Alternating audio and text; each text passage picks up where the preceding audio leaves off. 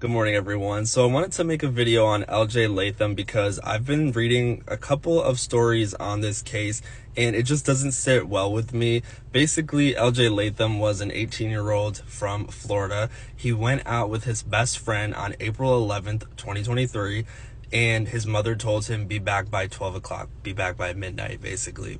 He didn't end up coming home. His mom was trying to reach him. He wasn't responding to her, which was unlike him.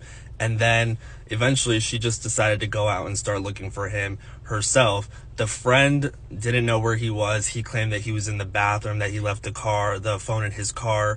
They ended up creating a search party, and 2 days later on April 13th, they found LJ Latham deceased in a lake, and it was ruled an accidental drowning. Now, this is one of those cases where I feel like social media will play a big part in reopening this investigation and doing a deeper search into what actually happened to him. One, you're in Florida. Who would just go into a lake for a swim in the middle of the night that late when there's crocodiles or alligators or whatever they have down there in the lake? Who does that? Two, his mother said he knew how to swim.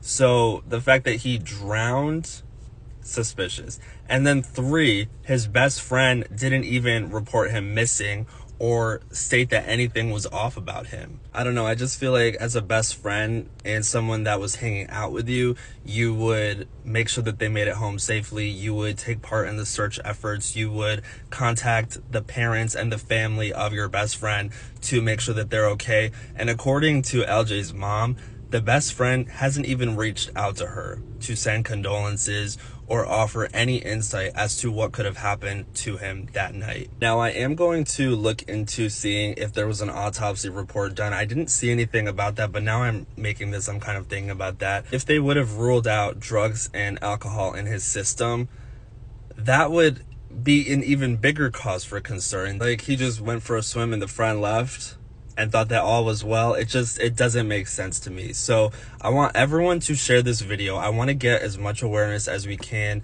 about this case out there so that hopefully an investigator or someone will pick this up and say, hey, none of this seems right, because it doesn't, and look into it. Also, just this year, we've seen several instances where victims' friends have been involved in their demise. We've seen the Shanquella Robinson case. We've seen so many of these situations where the friends were involved in hurting and ultimately leading up to these people's deaths. So I feel like at the very least, this should be investigated a little bit deeper so that the family can get closure and peace and that justice can be served.